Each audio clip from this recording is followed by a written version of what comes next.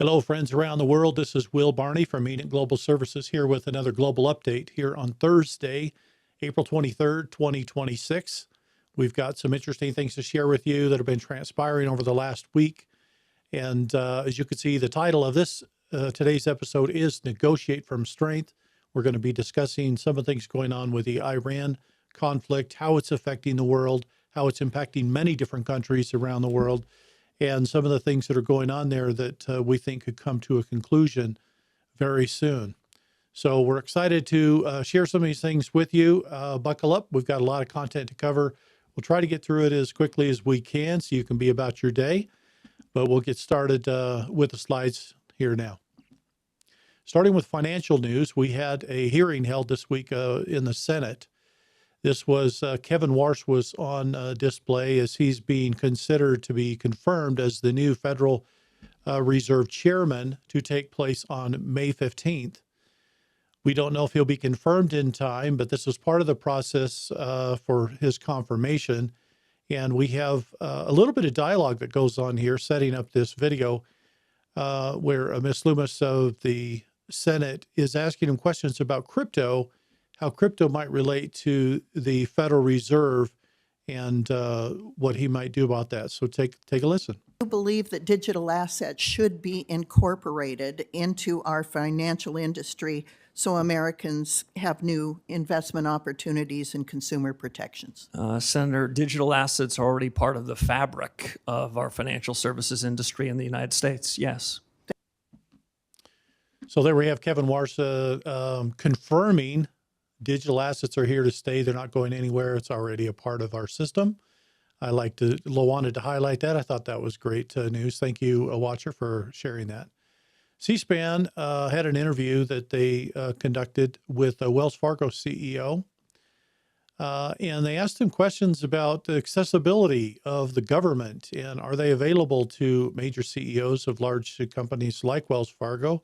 Let's listen to what they had to say about this. Does the President of the United States, the current President, ever call major bank CEOs and ask them to come in and give advice about what he should be doing? Have you ever had that experience? I would say, again, I think I'd broaden it to the administration, the White House, very, very accessible. And by the way, totally different than the last administration. Not to get political about it, but the last administration, no interest in engaging other than one or two people in that administration. It was almost like if you were business, you were by definition not good, and if you were bank, you were like the opposite, like just off the spectrum, not good. So this administration, listen, we don't agree with everything the administration is doing, and they don't like everything about us, but it's a very, very open conversation about policies, about regulation, about things that we see. And I think there's always this open door to conversation.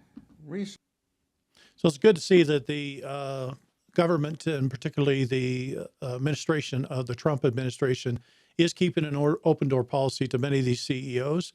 Trump has had this as a part of his administration from the beginning, where he's a former CEO himself. He's very open to having discussions with these major companies, and it's good to see that, particularly within the financial sector. In other financial news here, this was shared recently. This is part of a phone conversation with Donald Trump about some of the things that are going on, how the stock market is affected by some of the work that is being done, and how the Middle East could perhaps affect those numbers up or down. Take a listen. Iran, I'm looking at your numbers now as I speak. I mean, the market's up. We're going to be at 50,000. That's where we were just a little while ago when it started. And when I hit 50,000 on the Dow and 7,000 on the S&P, I said, well, I hate to do this to everybody, but I'm going to have to journey down to a place called Iran and not make sure they don't have a nuclear weapon, because they will blow up the world. You want to see a bad stock market? Try blowing up the Middle East and then Europe, and then they come for us, right? And we're not going to let that happen. So I said to my people, they're all gathered, all these wonderful guys, Scott Bessent, the whole group, Howard, they're all doing a good job. I said, fellas, I got a little bad news for you. I'm going to put a little wrinkle in your numbers. Why, sir? We're going down to a place called Iran, and we're going to make sure that they never have a nuclear weapon, because they'll use it to blow up, because they're religious fanatics, and they will use that weapon to blow up the world, but they'll start with Israel in the Middle East, and we're not going to let that happen.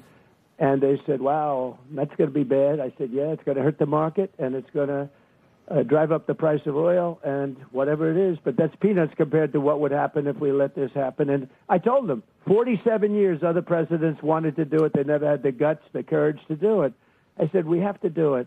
And they understood that, very professional. They're great guys, great people. Jameson's doing such a great job, all of them. And so I said, we're going down and we're gonna do our little thing. And we did. And we've, knocked out, we've totally won the war. If you read the New York Times, you think, oh, gee, when are we surrendering? We have totally beat them militarily and otherwise. I mean, I wish you could hear the conversations we have with them. We are victorious. If we left right now, it would take them 20 years to rebuild.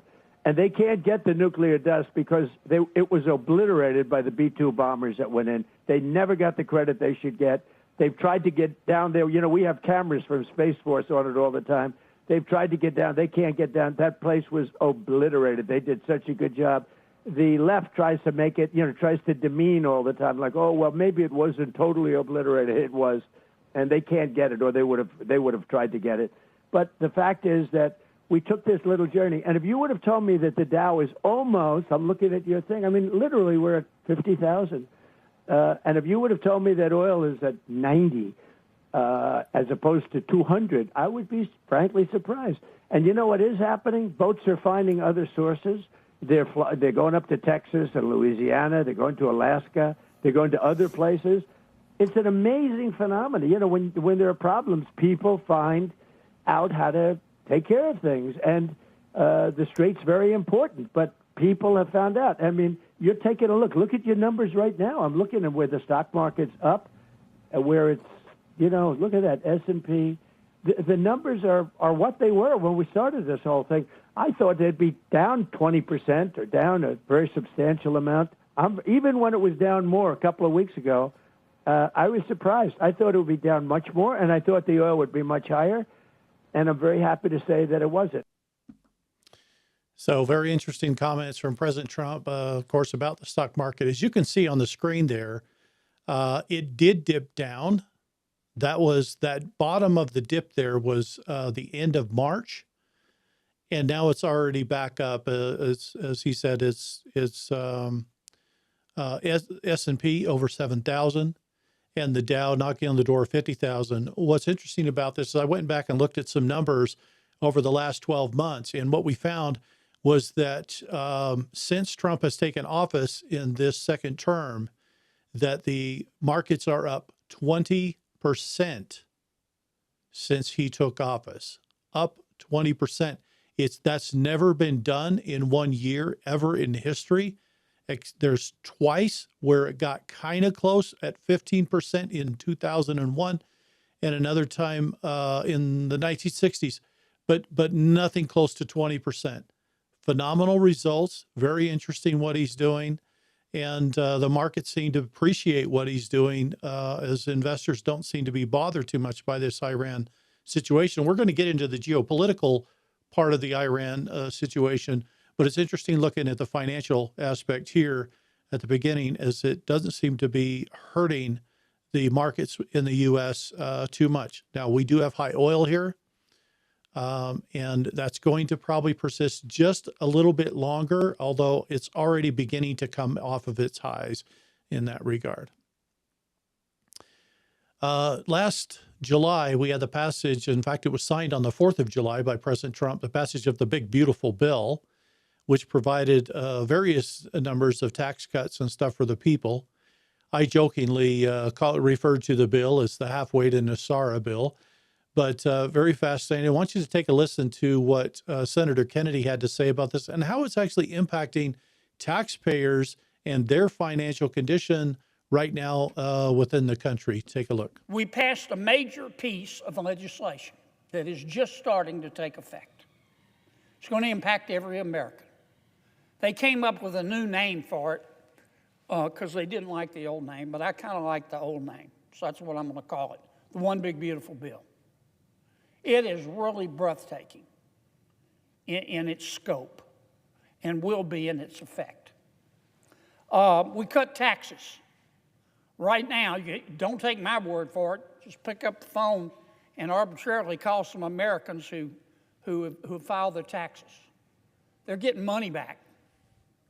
The average refund, tax refund, is up like 11%.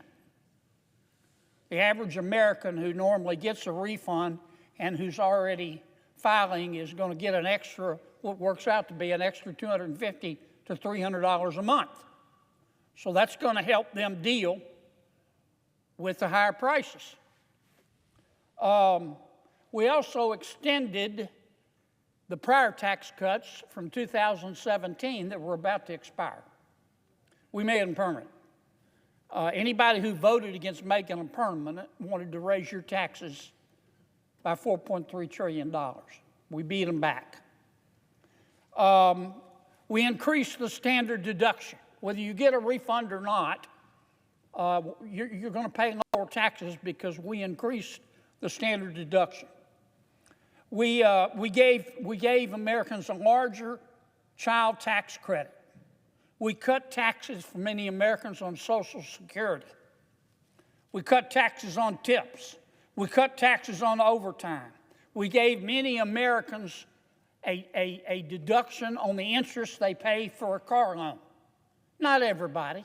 I don't want to overstate the case here, but many Americans, and I hope you qualify.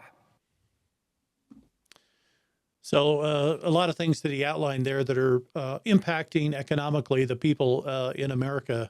Now, I realize this report is watched by many all over the world, and you're hoping these kind of results come to your country too.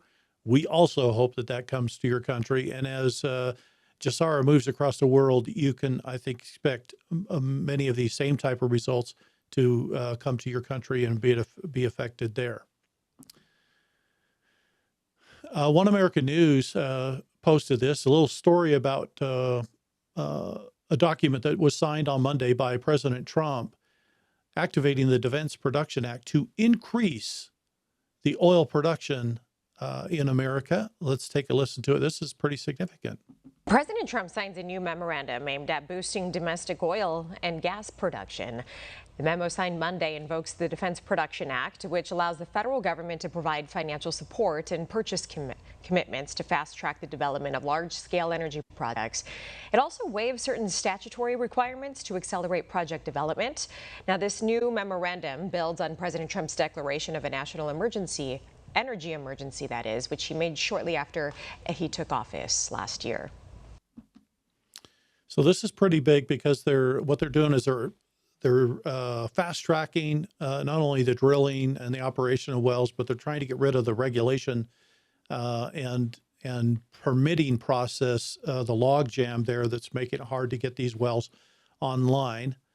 And Trump is determined to, even though our output is very large, and you'll hear from him a little bit later in this program regarding that output, which is significant. We have more output than two of the biggest oil companies that you think of, that you think of in the world combined, and he wants to double that within the next year. So this is one of the items that he's done to try to move towards that type of result. Donald Trump posted this. The Iranian leadership has forced hundreds of ships towards the United States, mostly Texas, Louisiana, and Alaska, to get their oil. Thank you very much, President Donald J. Trump. So fascinating what's going on here is over 120 major oil tankers are on their way to the U.S. to fill up with oil and take it back to the countries that are in need. This has been an interesting phenomenon with this Iran crisis as Trump has tried to unleash all other avenues of oil around the world to minimize the impact of this particular conflict on any of the countries of the world. Of course, it is impacting Europe. It is impacting Asia and some other places. But the brunt of that initial impact is already receding and is getting better now. One of the things that happened during this Iran conflict is that Trump removed the sanctions off of Russian oil. So he's opening up Russia. He's got Venezuelan oil flowing at levels not seen in a very long time, in addition to what's being done in the U.S. So really fighting hard to get that oil out there. Take a listen to what he has to say about this process. And a lot of ships are coming to the United States, and they're using the United States instead of the Hormuz Strait. Amazing things are happening. Our country is amazing. You know, we don't have an oil shortage. We're drill, baby, drill. We are right now producing more oil than Saudi Arabia and Russia combined. Did you know that? More, and in about a year from now, we'll be doing double the level. And Venezuela's been fantastic. We have a great relationship with that country and with the people that are running the country. And we're taking in millions of barrels of oil, millions and millions from Venezuela. It's been a great experience, to be honest with you, and they're doing a very good job, and they have our backing. So lots of great things going on in terms of the oil. Now, I want to kind of touch on this for a minute before we started getting into other topics like the geopolitical issues and everything surrounding this Iran issue. President Trump is rewiring how energy is done throughout the world.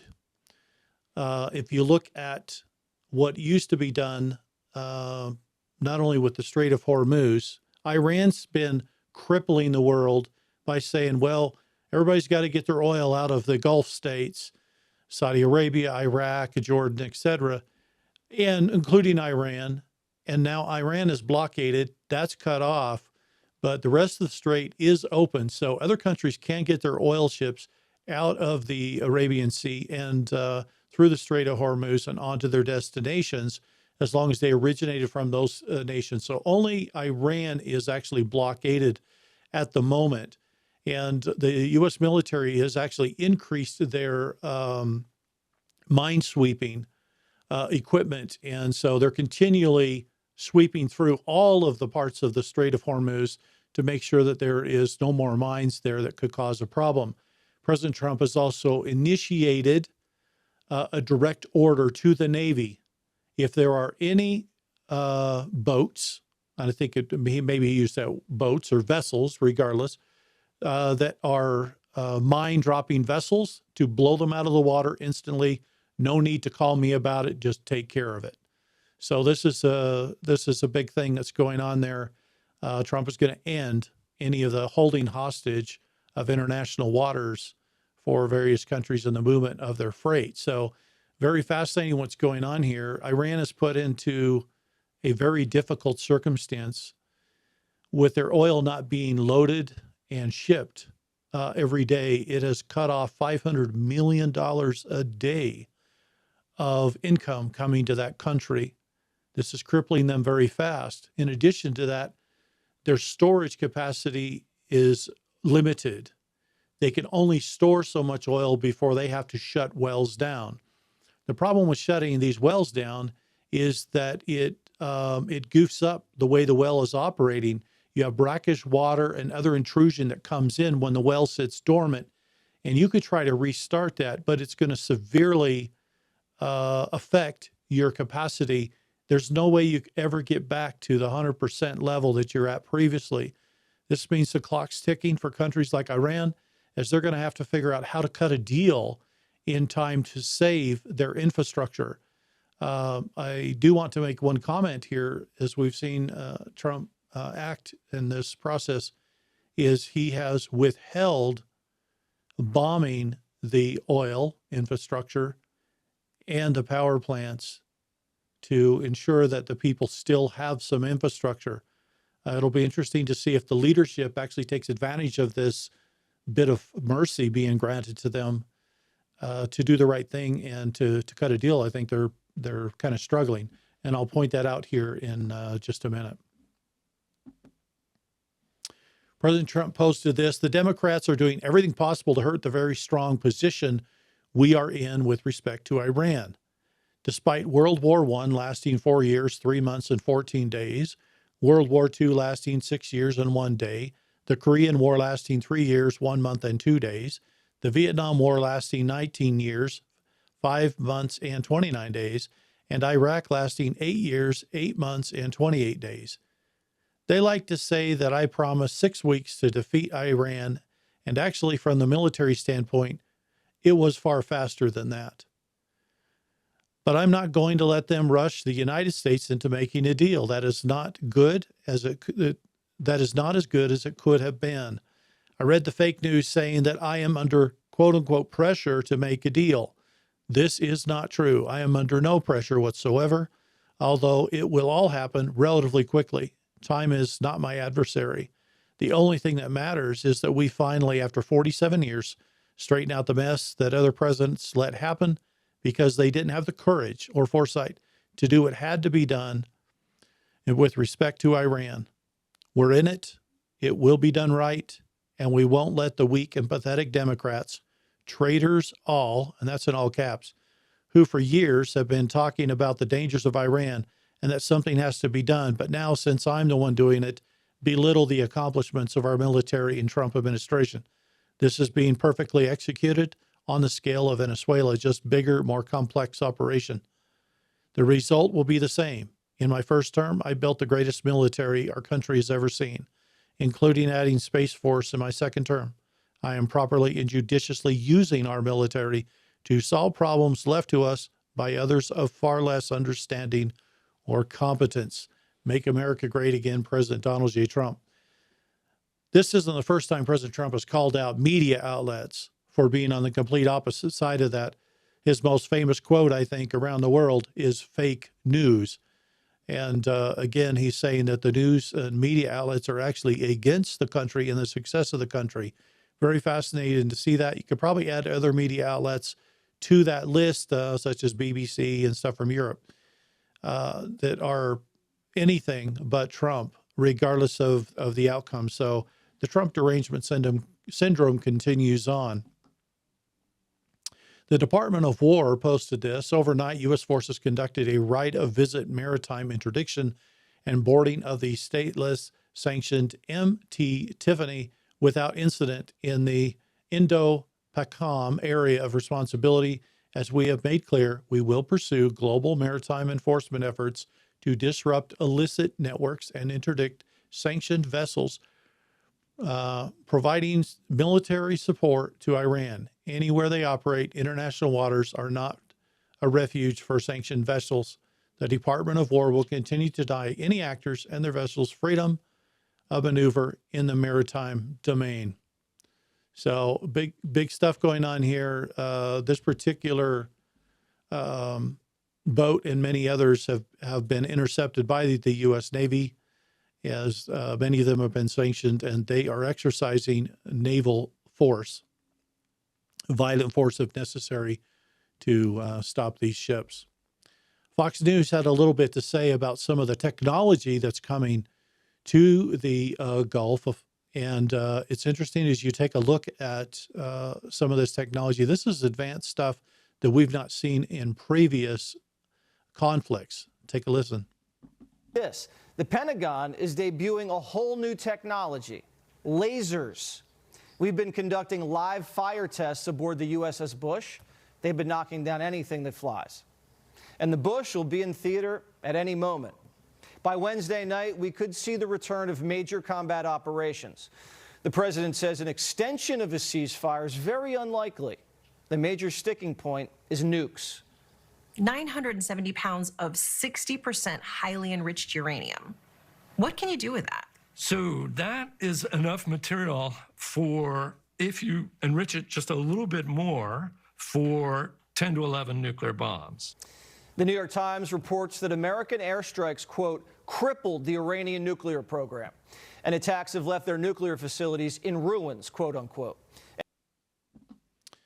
So it very interesting what's going on there. We did have a boat that did get into Iranian waters. It was headed for an Iranian port. It did not stop by interdiction of the U.S. Navy. The Navy hit it with a missile, taking out its engine room and decapitating the vessel. The interesting thing about that is after they boarded the vessel to see what it was carrying munitions. It was chemical materials used to make missiles coming from China on its way into Iran. So that's been stopped as well.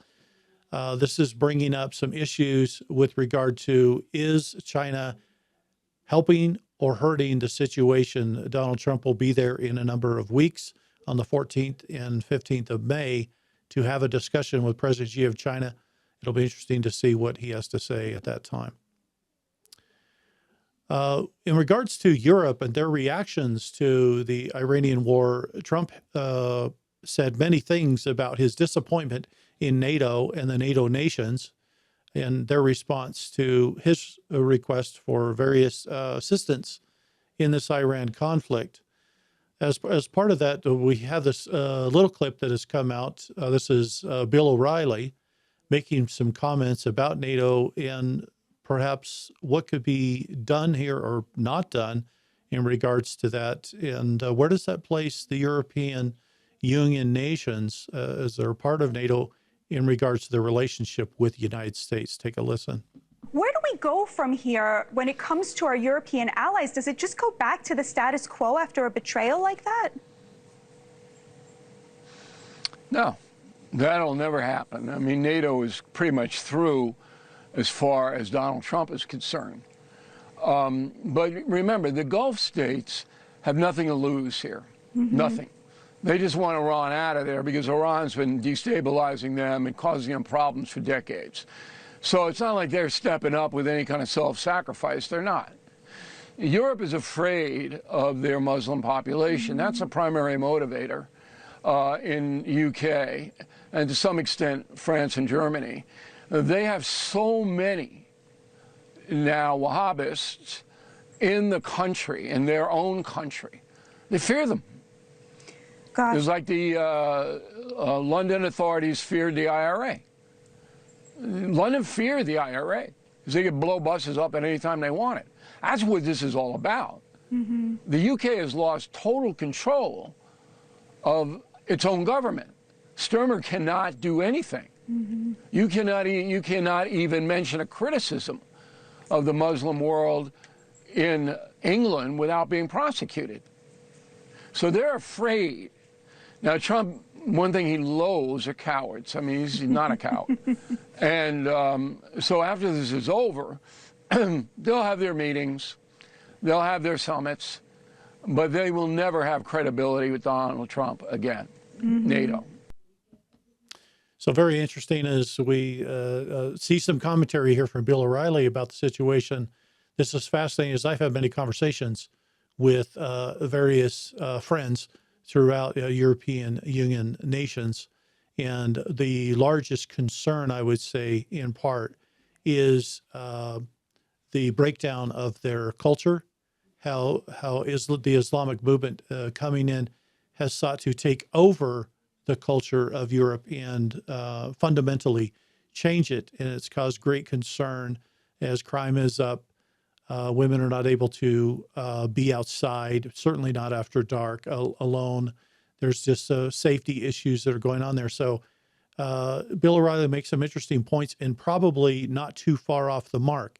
It'll be interesting what we see. Donald Trump has made some comments that illegal immigration has been one of the greatest catastrophes for the European Union.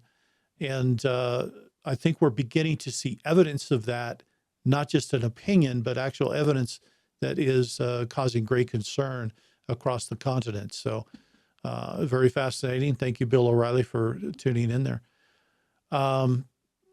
Trump posted this based on the fact that the government of Iran is seriously fractured, not unexpectedly so, and upon the request of Field Marshal Azim Munir and Prime Minister Shehbaz Sharif of Pakistan, we have been asked to hold our attack on the country of Iran until such time as their leaders and representatives can come up with a unified proposal. I have therefore directed our military to continue the blockade and in all other respects remain ready and able, and will therefore extend the ceasefire until such time as their proposal is submitted and discussions are concluded one way or the other. President Donald J. Trump. Of course, this occurred on Tuesday, 2 days ago. So Donald Trump has put a halt to the resuming of military operations against Iran, giving them time for their leadership to get together and figure out what they're going to do to come together. It's been interesting as the leadership was decimated. there's now all these heavy discussions now going on within the country is who's in charge, who's actually going to lead this country going forward. Donald Trump had this comment to say, and this is I'm going to read the bottom part first and then the top part because that'll make sense.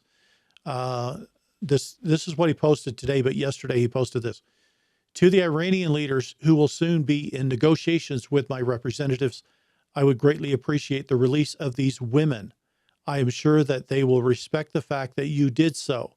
Please do them no harm would be a great start to our negotiations. He shared the pictures of 8 women who are actually scheduled for execution within Iran. And then he followed that up with this post. Very good news. I have just been informed that the 8 women protesters who were going to be executed tonight in Iran will no longer be killed. 4 will be released immediately, and 4 will be sentenced to 1 month in prison. I very much appreciate that Iran and its leaders respected my request as President of the United States and terminated the planned executions. Thank you for your attention to this matter, President Donald J. Trump. So this is fascinating as these women were jailed for simply protesting against the regime, the tyrannical regime of which the IRGC serves. So interesting as we're seeing more of this, the government within Iran has operated largely like a communist type of regime in how they've controlled and censored their people. And Trump would like to see open and free dialogue and the voice of the people to rise up to elect their own leadership going forward. So we'll be watching that very closely. Donald Trump followed this up this morning with this message. Iran is having a very hard time figuring out who their leader is. They just don't know. The infighting is between the hardliners who have been losing badly on the battlefield and the moderates who are not very moderate at all, but gaining respect. This is crazy. We have a total control over the Strait of Hormuz. No ship can enter or leave without the approval of the United States Navy. It is sealed up tight until such time as Iran is able to make a deal. Thank you for your attention to this matter, President Donald J. Trump. And I want to touch on just a couple more things, and we're even going to hear from the president about this issue. For those people, fewer in number, and again, going after the media, we featured one post against the media. This is the second one.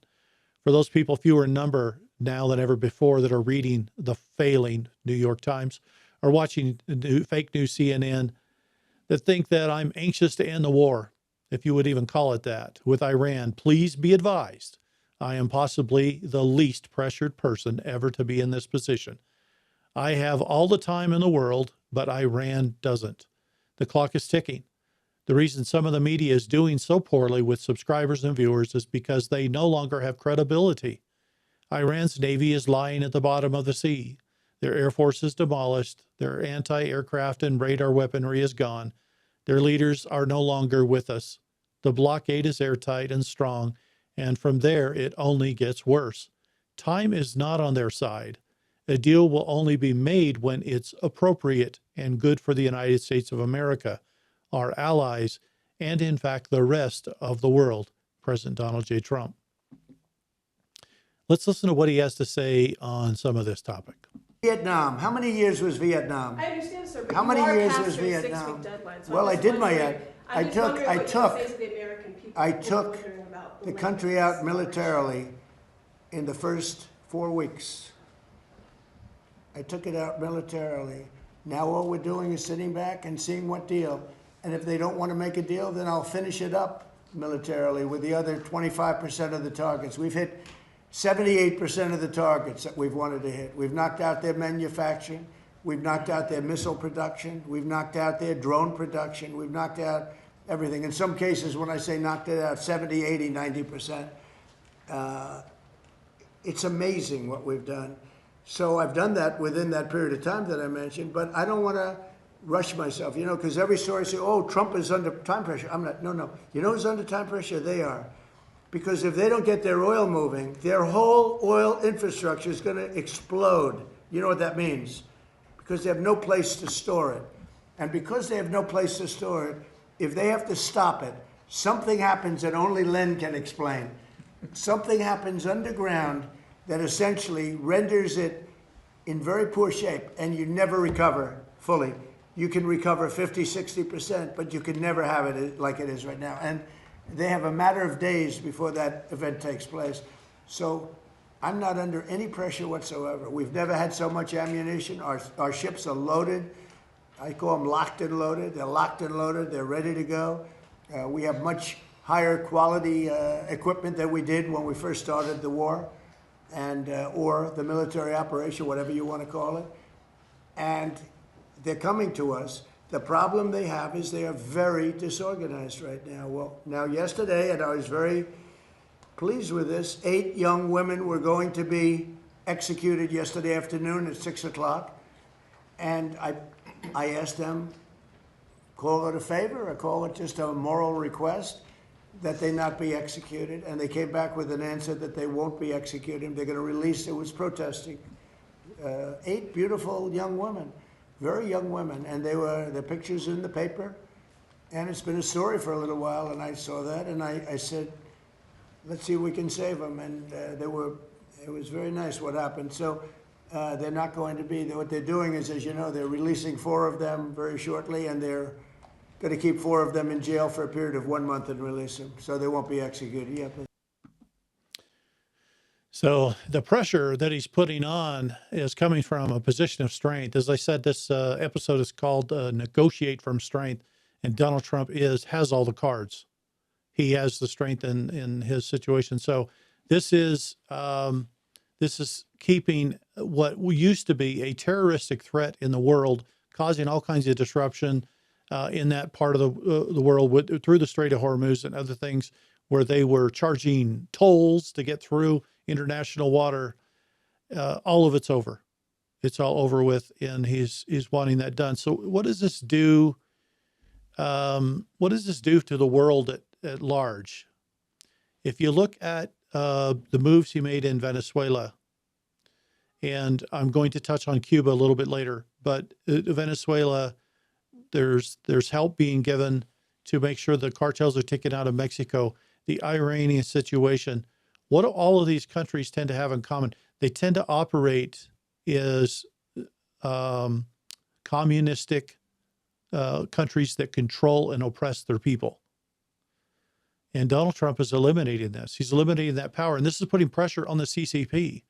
Why? Because they have now been exposed as an organization that doesn't have their own oil. They are completely dependent on the rest of the world. Now they must come to America and negotiate with Donald Trump if they need to keep the energy going in their country. This is fascinating as you're seeing the weakening that's going on there. Similar situations going on up north between Russia and Ukraine. Why is Russia in Ukraine? Well, they initially went in there claiming that there were bioweapons labs that they needed to take care of, 13 labs in there. So they targeted those specific areas because that was a threat, biological threat, to their country. What they found was more information. Before they were done, there was 36, and it could be higher than that now, 36 different bioweapons labs all being operated in there by various NATO members of various other countries, some even being supported by the United States. And they went in there to clear that out. Now, what is going on with Ukraine? Why is this so important? And what's going on in the Middle East have anything to do with what's going on in Russia and Ukraine? It has a lot to do with it. As you noticed, when the Iran situation started, Putin did not do anything, did not say anything, stayed out of the way, and the only comment he made was to give a remembrance speech about the Ayatollah leader after he had already been taken out. Shortly thereafter, Donald Trump releases the sanctions that were put on Russian energy and remove the sanctions that they're allowing them to sell in U.S. dollars. Again, their oil freely It opened it wide open. Isn't that interesting? And everybody was like, well, is Donald Trump against Putin or is he against the Ukraine? So Ukraine, you have to understand, the modern day Ukraine was the original location of the Khazarian mafia, the very people that overtook the money systems of Europe and eventually the money systems of the world. It's all interconnected. These are the original Nazis, the ones that infected and radicalized Germany. The same people. So it is fascinating when you see Putin trying to neutralize that threat from the north, Donald Trump now in the Middle East cleaning up this other threat, and they're all being funded and promoted by the same people. It is all connected, and it almost looks as if Russia is not an enemy of the U.S., perhaps is an ally in this war against those that would enslave the entire planet. Keep an eye on this and watch what happens. Most importantly, take a look at which leaders of Europe are going to continue to support Ukraine, even though Ukraine's not a NATO nation. There's no obligation under the NATO agreements to help Ukraine, yet they are as if they are one of the NATO nations. Is that not fascinating? Does that not begin to expose and bring out into the light of day various leaders of Europe on which side of the issue they're on? Is it for their people, or is it for the control mechanism, the grid that's been keeping the entire world shut down? These are some things to look at and to pay attention to. We will keep featuring these things as we go forward because it's important that we all see it for what it is. Donald Trump is a polarizing figure. I get that. A lot of people, some love him, some hate him, whatever. But one thing that you have to acknowledge that he has been brilliant at is his ability to make his enemies come out into the light of day, high noon in the middle of the street, and show everybody who they are. He's been brilliant at this, and you're seeing this play out as we go throughout the world. For the last 2.5 decades, China has worked very extensively in the Western Hemisphere. They worked to take control of the Panama Canal. They were getting heavy influence in South America, cutting mining deals, taking over many mineral deals throughout Central and South America. They had been doing this for many years in Africa, taking over many of the assets and mineral resources in Africa. That is done now. The Shield of Americas is ripping all of the communistic regimes right out of this area of the world. The Western Hemisphere is saying, we're no longer open for communists. We want freedom. And we're not going to allow bad actors to be playing in our backyard. And so what has this done? It's driven the CCP out of the Western Hemisphere, and now their oil's being cut off, and they're having to cut deals to stay alive. Are you beginning to see a bigger picture now? Are you seeing how the godless societies, the communist godless societies, are now on the run? This is not an accident. Everything is about liberating the entire world. Where we go one, we go all was not a moniker on a sailing vessel from a movie. It's about where the entire world was enslaved by this godless ideology to keep everybody locked down, to make them happy to own nothing and be happy in that process. That is not how it's meant to be. So now we have a liberation movement moving, and it's moving very rapidly. I'm hearing from people all over Europe. They're saying, please, we want to be free too. We're tired of the oppression, the endless taxes. Europe is taxed at an epic level, probably some of the highest taxes in the entire world levied against the Europeans. My dear friends, our heart goes out to you. We see what you struggle with. We know how hard it is. We've been fighting the battles very hard. The U.S. is in a very unique situation. the United States was a part of the cabal. It had the strongest, largest military in the world, and it was controlled by cabal leadership. But it is no more. Donald Trump has seized control of that. As the commander-in-chief, he is wielding the army in a fashion that is eliminating the enemy at every front. And everywhere he goes, freedom pours out. The people cheer. The people of Venezuela are already talking about building statues to him for freeing them from the tyrannical regime that was Maduro and his predecessor. You're going to see more of this as we go throughout the world. For those of you in Europe, your day is coming too. Liberation will find you as well. Hold fast. I know it is difficult. I know you have friends and family that are still asleep and don't see it. But hold the line. Your waking up is helping to awaken the consciousness of the others, where everyone can begin to realize they weren't meant to have their culture and their society ripped to shreds and destroyed. You were meant to have it preserved, to preserve your heritage and the things that you are most proud of as a people. It's one of the hardest things that I think I witness is to see countries that I thought had once great, beautiful cultures struggling to hold on to even a shred of it. It is heartbreaking for me to see. And I hope that many of you, I know with your hearts and your desires, that you'll find a way to preserve that heritage if we can give you a chance to do so. The U.S. is in a unique position to throw off the enemy and declare that final victory. And when it does, there is no doubt we will be a friend to our neighbors around the world to ensure that they too can have freedom, that they can have the opportunity to raise their kids a way that they desire, to have no more censorship, no more control, religious freedom, economic freedom, educational freedom, all of it. That is a beautiful life. That is a life that is well lived, and we want the whole world to have it. Thank you for all that you do.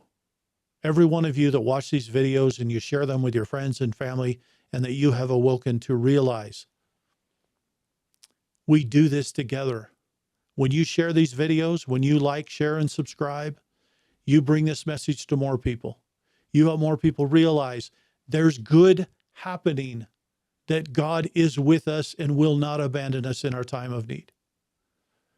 And as we continue on this journey, as we keep to highlight this, I hope you realize we work very hard to try to bring the evidence forward to you so that you can realize good things are taking place. You're not alone. We think of you, we love you, and that help is coming. It is absolutely coming. Let's move on. Donald Trump had this to say. Donald J. Trump, Vice President of the United States, J.D. Vance, Secretary of State Marco Rubio, Ambassador to Israel Mike Huckabee, Ambassador to Lebanon Michael Issa, met today with high-ranking representatives of Israel and Lebanon in the Oval Office. The meeting went very well. The United States is going to work with Lebanon in order to help protect itself from Hezbollah. The ceasefire between Israel and Lebanon will be extended by 3 weeks. I look forward in the near future hosting the Prime Minister of Israel, Bibi Netanyahu, and the President of Lebanon, Joseph Aoun. It was a great honor to be a participant in this historic meeting. President Donald J. Trump, they've extended the ceasefire another 3 weeks between Lebanon and Israel. Again, negotiations of strength. I find this fascinating that the United States is going to stand with Lebanon against the tyrants, against the terrorists within their country that seek to bring them harm. Very fascinating as we see this play out. Take a listen to this video. Well, first of all, congratulations. Congratulations to you and our Secretary of State, but most importantly, congratulations to the people of Israel and Lebanon, I think is a major historic moment. We're going to extend the ceasefire for 3 weeks that's already in place between Israel and Lebanon. Of course, it wouldn't have happened without the president's direct engagement. The fact that you have these leaders of different countries coming together for the first time, they came together in the Oval Office, and they came together because of energetic diplomacy, of course, led by the President of the United States. So I think it's a big moment for the world. It's a big moment for our country, but just very proud to be a part of it. So thank you, sir, for making it happen. So fascinating what's going on there. I am grateful the United States is going to step in and help the country of Lebanon. There's no reason you should fall victim to tyrants and terrorism within your country. Good that the United States will stand with you. Now turning ourselves to Cuba for a minute. Cuba, one of the communistic regimes within the Western Hemisphere, been here 40 some odd years, causing all kinds of mischief and trouble. And Marco Rubio has been working to negotiate a situation with the communist regime of Cuba. Take a listen to this and some of the progress it's made. We've got a couple of videos to show you specifically on Cuba. State Department confirmed Secretary Marco Rubio dispatched a delegation of senior officials to negotiate in Havana. Last week, a U.S. government plane landed on the island nation's soil for the first time since 2016. As the U.S. fuel blockade worsens an already dire humanitarian crisis for Cuba's people, U.S. officials believe there is an opening to push communist leaders out. Quote, President Trump is committed to pursuing a diplomatic solution if possible, but will not let the island collapse into a major national security threat if Cuba's leaders are unwilling or unable to act. President Trump is reportedly considering a range of options, from U.S. military intervention to U.S.-led regime change. You hear that Cuba is next. Even Cuba's president, wary of U.S. threats, says at this point diplomacy and dialogue with the Trump administration would be, quote, difficult, given the changing nature of American foreign policy. Cuba has always stood by its commitments, and the United States have not fulfilled its part of the deal. President Obama ushered in the Cuban thaw of 2016, opening up Americans' access via travel and investment. But subsequent administrations restricted that access, much to the apparent dismay of Obama's inner circle. Biden was a chicken shit, and was afraid to go back to the Obama policy. A senior official confirms to us tonight that that delegation met with Fidel Castro's grandson, who is 94 years old, while on the ground in Havana. They also tell us the delegation made demands of Havana, including major reforms like opening up the internet and making sure going forward that they agree to release at least some political prisoners, Brett. We'll follow it. Jillian Turner, live at the State Department. Jillian, thank you. So some movement being made to bring about changes in Cuba. Next News Network posted this: breaking Cuba signals willingness to negotiate with the U.S. after mounting pressure. Miguel Diaz-Canel confirms direct talks are underway. After years of defiance, Havana is now at the table. Trump's pressure campaign appears to be forcing a shift the world didn't expect. Take a listen. Aligned with the consistent policy that the Cuban Revolution has always, without fail, presented. Under the leadership of the Army General, the historic leader of our revolution and my own, and in coordination with the principal authorities of the party, the government, and the Cuban state, Cuban officials have, in fact, recently held conversations with representatives of the government of the United States in order to seek, through the process of dialogue, a possible solution to the bilateral differences that exist between our two nations. These exchanges have been fostered by international actors, and here I want to pause. Whenever we have been in tense situations regarding relations with the United States, efforts emerge to seek out channels of dialogue, to seek out conversations. This is not the first time that Cuba has entered into a conversation of this kind. I believe that the most recent example was the way in which the Army General led the conversations with President Obama in a very recent period, and we all know the results that came from those conversations. Well, now, it is also the case that a certain group of international actors have indeed supported the development of all of these exchanges. What exactly are the purposes that we are pursuing with these conversations, and what are the specific objectives we have set for ourselves?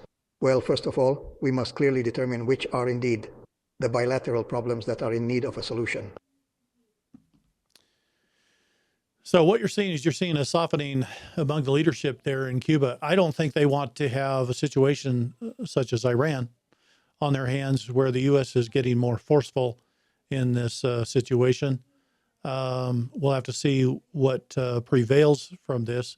But I think the U.S. is interested in the leadership of Cuba announcing their retirement and perhaps opening up elections where the people can elect their own leadership going forward. We'll see how that rolls out.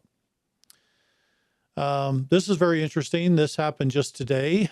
President Trump sat down to sign some additional agreements. They've now inked the 17th deal with a major pharmaceutical company as part of bringing pharmaceuticals onto the Trump RX platform to make it available for members of the country, for all citizens within the U.S. at a fair and reasonable price. Take a look. Now, as the president mentioned, we've negotiated the 17th of 17 agreements. This represents 86% of the branded pharmaceutical drug market in the United States. But anyone who knows us knows that we're not done. That's a milestone. It's not the finish line. And so we have three core objectives that are next up. Number one, and this is already underway, we are negotiating with the many hundreds of biotechnology and pharmaceutical companies representing that other 14% that are building the cures for tomorrow. To all those who are listening, I hope that we have proven that we are credible and reliable and trustworthy partners. We want to sit with you. We will listen to you. We will take the time to understand your businesses, not only as we negotiate on behalf of every American family for affordability, but also to ensure that you're best positioned to create the cures for tomorrow. Second, we continue our work on negotiating international trade agreements. 59 days after we stood in this office and President Trump, standing with Albert Bourla from Pfizer, announced the first of the 17 MFN deals, together with our colleagues from the Department of Commerce under Secretary Lutnick's leadership and from the U.S. Trade Representative's office under the leadership of Ambassador Greer, we negotiated a landmark agreement with the government of the United Kingdom in which they agreed to increase significantly the amount that they spend on branded pharmaceuticals for the first time in 26 years. That work continues with other countries. And third, we will continue our work with our partners in Congress to codify the principles that underpin these most favored nation deals so that these savings for American families and this innovation that is unleashed at the same time persists for decades to come, so that the 1 in 3 or 4 families that Dr. Oz mentioned, standing at a pharmaceutical counter or pharmacy counter right now, wrestling with the decision that no family should have to make of whether or not they can pick up their prescription because they can't afford it, will no longer be the case. And at the same time, we know that there are roughly 20,000 known diseases in the world, and we have a treatment or a cure for fewer than a quarter of those. And so this president and his policies is not only safeguarding affordability for American families, but is ensuring that we continue to bet on American exceptionalism. We bet on innovation. We bet on the principles that have taken us to this place in 250 years for the next 250 years. So great things going on for the American people. I know for those around the world, you're like, when's it coming to us? It's coming. Okay, hold tight. Secretary of Health and Human Services, Secretary Kennedy had a couple things to say here that I thought was very poignant about the current state of the medical system within the United States. Now, I realize this is also in other countries, but the Western medicine in general. Take a listen. We have a sick care system where people get compensated more for keeping patients sick. Correct. And, you know, Medicare Advantage was supposed to be the template for outcome-based care. We have other templates for outcome-based care. The whole system ultimately has to be moved to that. Fee-for-services is not a way that we're going to get Americans healthy. Mm-hmm. We need to align the economic incentives with the outcome of good health for all Americans. I would agree that that's the same scenario in many countries around the world, that the incentives need to change to cures and to getting people healthy rather than just making money on them continually being sick.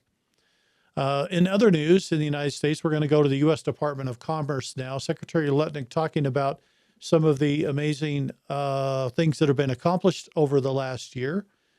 And in that, he said that $200 billion investment in memory semiconductor manufacturing is coming from a company called Micron. That's being done in Idaho, upstate New York, and Virginia. TSMC, Taiwan Semiconductor, $165 billion advanced manufacturer investment in America's semiconductor logic sector. I've actually seen some of those places under construction. One such facility in Arizona where I was at recently. Incredible what's going on there. The capacity that'll be coming online as these factories are done will rival anything that's coming out of Taiwan currently. So big stuff going on there. Texas Instruments, $60 billion investment for 7 U.S. semiconductor fabrication plants across 3 manufacturing megasites in Texas and Utah. We haven't seen Texas Instruments at this level of operation since all the way back in the 1980s. So it's all coming back to America, and we can see here these big investments into tech, particularly going to make a big difference in the country going forward. One American News shared this brief post where the U.S. Department of Justice is now pursuing criminality and cases within the food industry, particularly the meat industry. Take a listen to what Peter had to say. The Department of Justice takes on big meat in a trial that should expose just how the biggest meat processors are turning market intelligence into price fixing and profiteering. The Department of Justice is cracking down on meat companies. Today, the DOJ says they are moving forward with major antitrust actions against meat industry giants as a pivotal trial nears. The department alleges agriculture data from AgriStats collected detailed price, costs, and output data from major meat processors and turned them into reports that help them fix and raise prices. A trial is scheduled for May 4th. So trial coming up in just about 10 days from now on this issue. I think this is big. Now, the fraud, the waste, the abuse that's been going on within the U.S. system is not new. There's a lot of this being exposed right now. And it isn't just in this country. You're going to find fraud, waste, and abuse in many countries. Canada, Australia, European Union, many places where this is going on, where the people need to root it out and eliminate this because it's wasting the money that you're expending to keep your governments afloat, and that shouldn't be done anymore. So I'm glad we're seeing some progress made here in the United States. As we win the battle here, we'll be able to be there for our friends and neighbors around the world. Secretary Sean Duffy is the head of transportation in the United States, and he's been working very diligently on the air traffic control system, upgrading all of the systems across the nation. He has some very interesting things to share about the progress made in this. Let's take a look. That have already happened, including replacing almost 50% of all copper wire, converting 270 radio sites, new surface awareness systems at 54 airports, and transitioning 17 towers to electronic flight strips. Now, that to me is one of the most interesting pieces, because I'm old enough to remember back in the 1970s, the original airport disaster movie series. They were keeping track of flights by using slips of paper. And I was amazed to find out they're still doing that. So John, as the resident aviation expert at Fox, thanks for having me on. Again, they use these paper flight strips, and one controller will pass off an airplane to the next controller by passing a strip of paper. We are going to digitize all of that. 17 towers are already done. Air traffic controllers love it. But by the way, many of the younger viewers might not know what this is, but this is a floppy disk.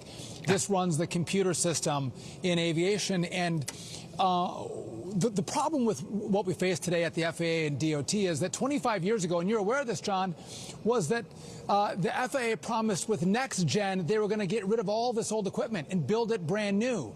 The Congress spent billions of dollars and nothing was built. So today it was important to say, less than a year ago, I stood on the same stage and laid out the plan to build a brand new air traffic control system. I got the money from Congress, $12.5 billion, about 6.5 months ago. And in 6.5 months, we have made leaps and bounds of progress in building out this new system. We can have it completed in 2.5 years, get rid of all of this old equipment. But then at the same time, we need more money for brand new software. And the software is the magic that's going to allow us to reduce delays and cancellations and truncate the time in which you're going to have to fly. This is all really important, what we talked about today, but the software is magical. Secretary Duffy, Sandra here. So good to have you back on the program. So when you talk about modernizing, the way we fly today and the way the operators there at the airports can, more efficiently and effectively, safely land passengers every day. How do you recruit these people? I mean, people see that dated technology, and people every day are using, much more advanced technology. How do you recruit people to go back to floppy disks? That's a really good point. When we were polling some of our students at the academy in Oklahoma City, out of the 250 random sample young people that we polled, all but 3 of them were gamers. So gamers, they're really good at visualization, doing multiple things at one time, problem solving. And so we made a pitch to gamers for our last tranche. It was last week that we opened up for air traffic controllers. We had 12,000 applicants in 24 hours, and many of them were qualified. Think how far we've come with software developments. Let's watch a video on software, national airspace. Check it out.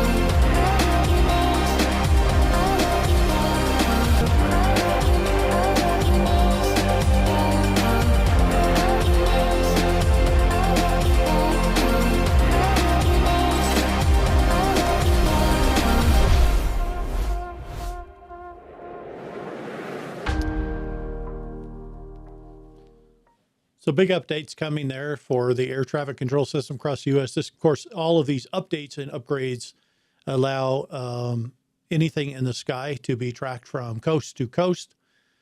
Even a bird could be tracked as needed with these new systems and software that's coming online.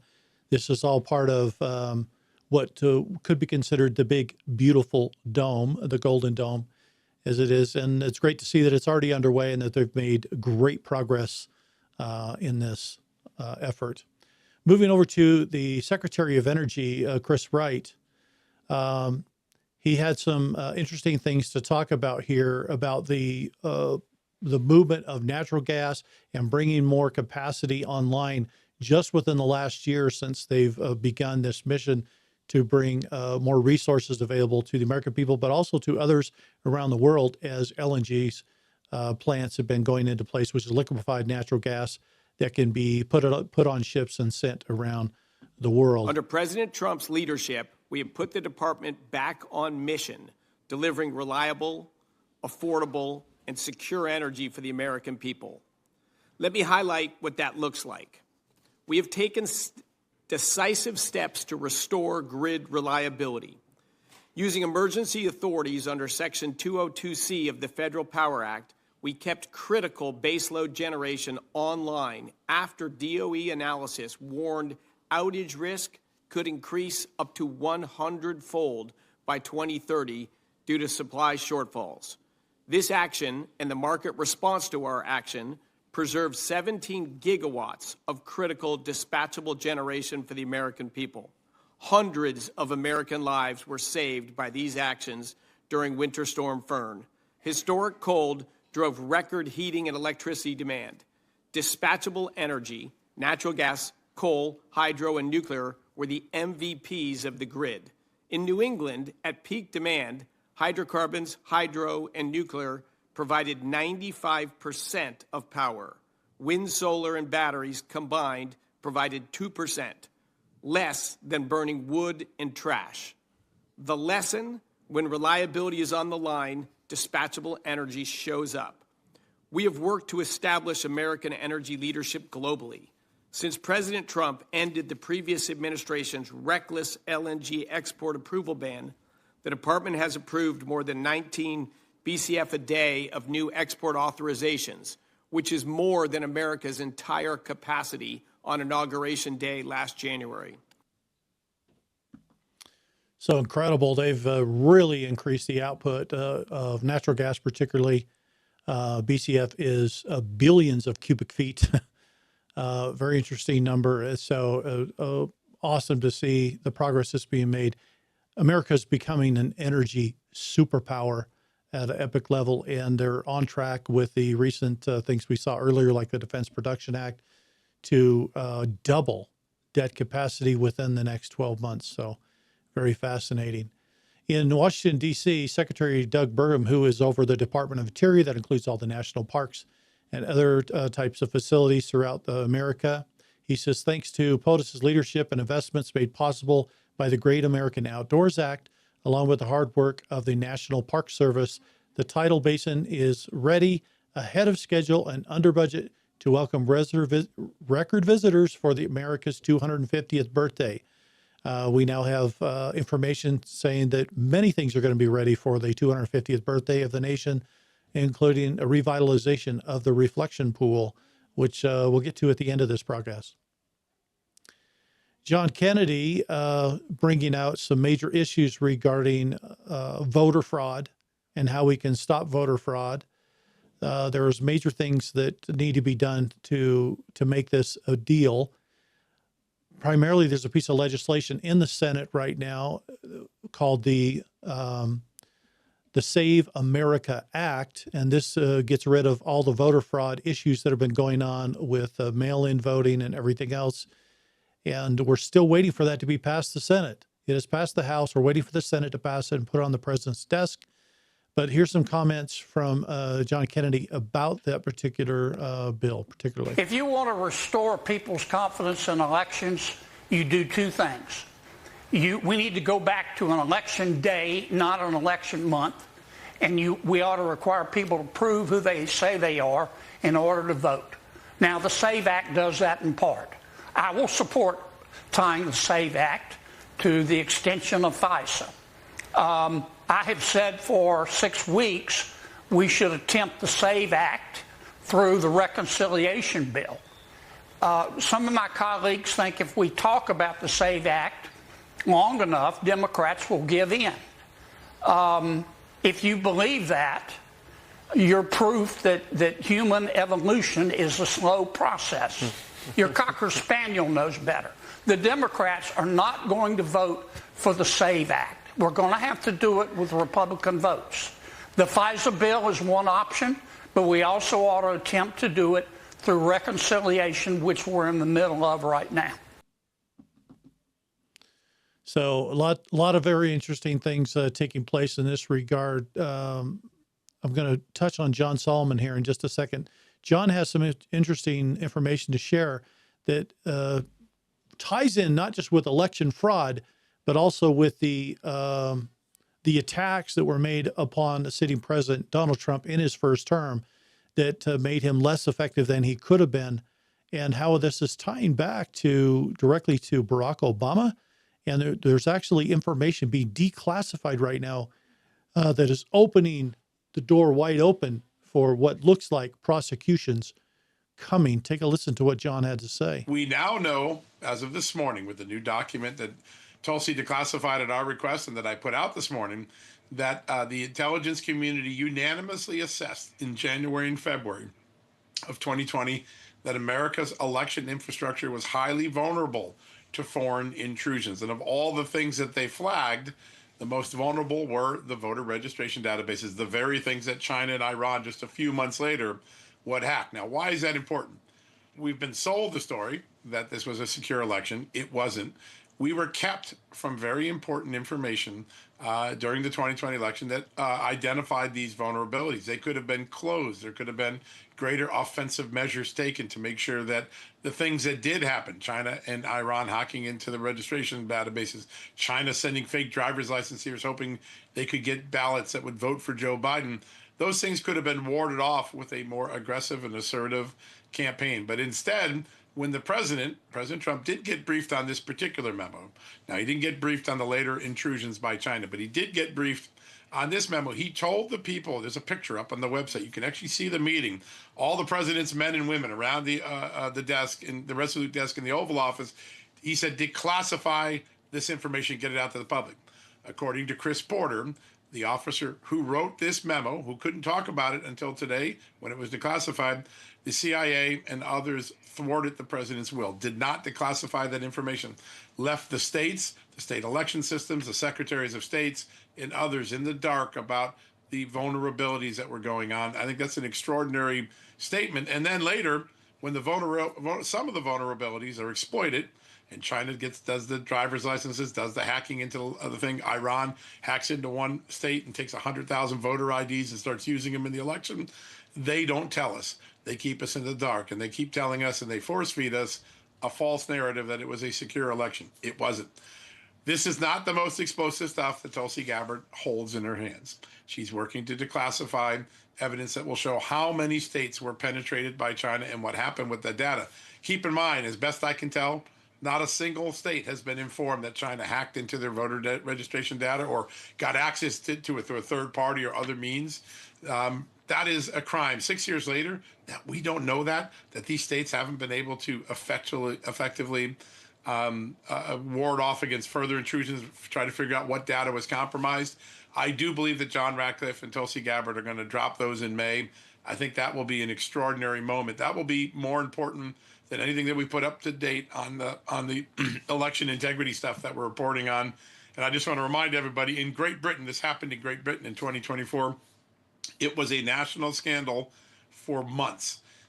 Will the country in America react the same? Will our leaders react the same? Will John Thune and the excuse makers in the Senate pass the Save America Act? This new data in May, I think, could be an incredible impetus for everybody to reevaluate where they stand on election integrity measures.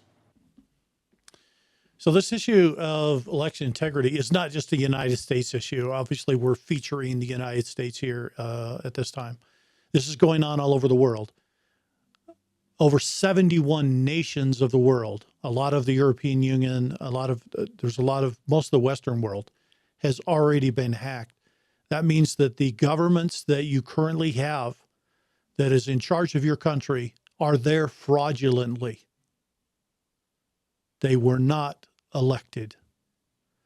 And all of this has got to get cleaned up. As this information starts becoming declassified, that's going to lead into the statements and the testimony coming from Nicolas Maduro of Venezuela, who was using that technology and exporting it around the world to help all these different nations steal their elections. In other words, it was rigged. And for many of you that are awake in your various nations, whether it be in the Western Hemisphere or on the other side of the world, perhaps in New Zealand, Australia, or Asia, you know, as I know, there's vote fraud in your country too. And there's a lot of stuff to clean up here. We've got a lot of work to do, I think, around the world in order to eliminate what's been going on here, where a few evil people are deciding what happens for a country when the voice of the people themselves would usually never choose such evil. And so it's time that we put an end to all this. I hope we'll see that come to an end very soon.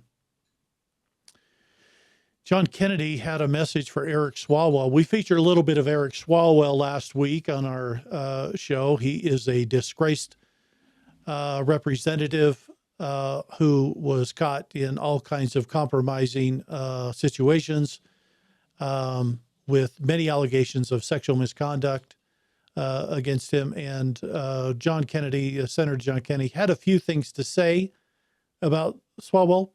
It's not long. It's just short, but I thought it was very poignant, and perhaps you could appreciate it like I did. I don't know whether I ought to do this, but I'm going to do it. I don't hate anybody. I've said that before standing here. I don't. I do not. When I pray, I pray. God, don't let me hate, because it is hard up here. It's not worth it. But if I had a short list of people that I would consider hating, Congressman Eric Swalwell would be on it.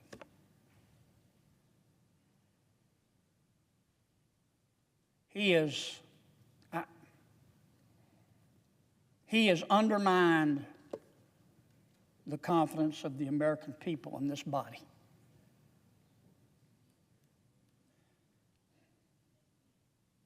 Here's my impression of Congressman Eric Swalwell eating an ice cream cone.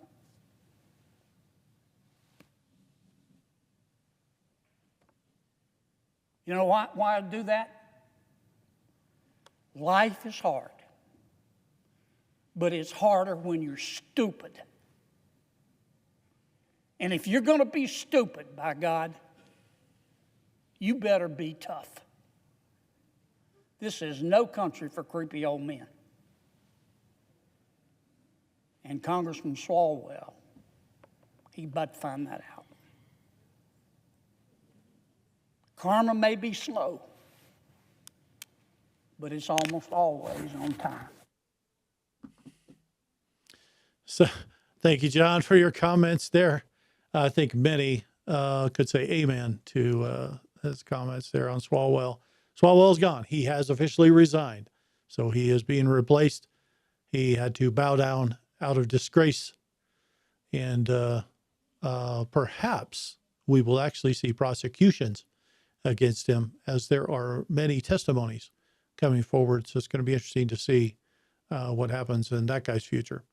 Trump's crime crackdown, getting tongue-tied there, right?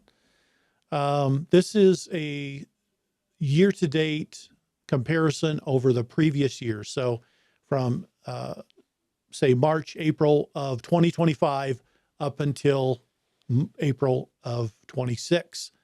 Homicides down 52%. Robberies down 23%. Motor vehicle theft down 56%. Burglaries down 21%. Thank you, President Trump, for having the capability and the willingness to go after crime, to eliminate it at this kind of level. The FBI is making record arrests today over versus previous years. And it's good to see that this is taking place, particularly in our chief capital city of D.C., where it was allowed to turn into a complete cesspool of problems. And these same numbers are going to play out in cities all over America.